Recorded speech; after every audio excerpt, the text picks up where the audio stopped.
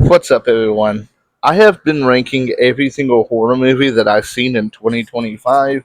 The rest of the videos are on my channel, but let's go ahead and count down my top 10 horror movies of 2025. At number 10 is Weapons. I know this is near the top of everyone else's list.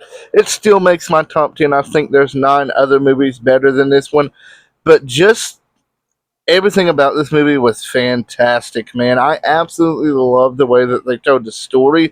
That really knocked it up a lot of points on my list. At number 9 is Influencers. A huge shock. I thought the first movie Influencer was alright, but this one blew me out of the water. It is visceral.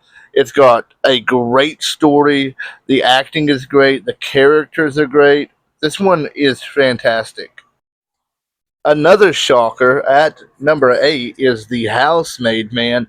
I went into this one with the lowest expectations. I figured it was going to be absolutely terrible, but holy shit, this one was fantastic. Normally, I'm not a big fan of Sydney Sweeney's acting.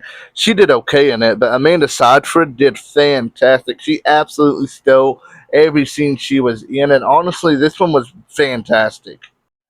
At number 7 is VHS Halloween. I am not normally a big fan of this franchise. There's normally like one or two segments that I really enjoyed, but man, every single segment in this one hit. I absolutely loved it. It was nasty, it was disgusting, and right up my alley.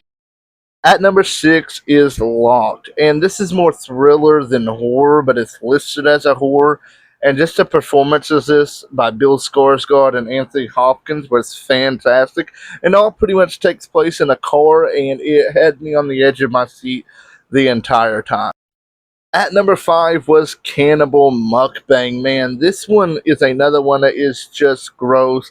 The practical effect works in this is absolutely intense. I love the story. The acting is great. The characters are great. The soundtrack is great. I love this movie. And then I feel like we had a huge big four, and I was deliberate on which one goes where. But coming in at number 4 is The Long Walk. The emotional weight this one has, like, I don't really cry much, and I absolutely cried during this movie multiple times. You have characters that you truly root for.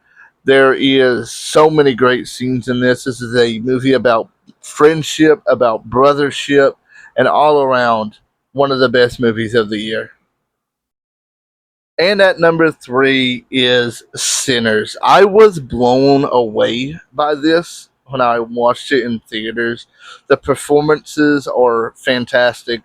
The set design is amazing. The story is a story that is really real. Like it punches you in the face. It's great. Like, obviously, this is one of the best films of the year. At number 2, and my biggest surprise of 2025 was Strange Harvest. This was a mockumentary, and it was done to absolute perfection. The twists and turns this takes is wow. And there's some shots in here that are absolutely breathtaking. This is a movie you need to know nothing about.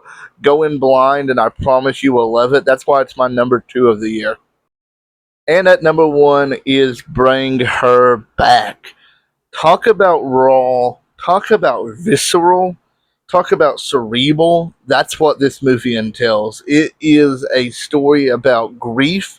It's a story about just, I loved it. I absolutely loved Bring Her Back. The performance in this was absolutely fantastic. There are some scenes that had me just, there's a scene where this little kid bites the table. Spoiler alert if you ain't seen it, sorry about that, but oh my god, man, that's one of the best scenes of the year. Bring Her Back is a 10 out of 10 banger. What was your favorite movie of 2025? Let me know in the comments below.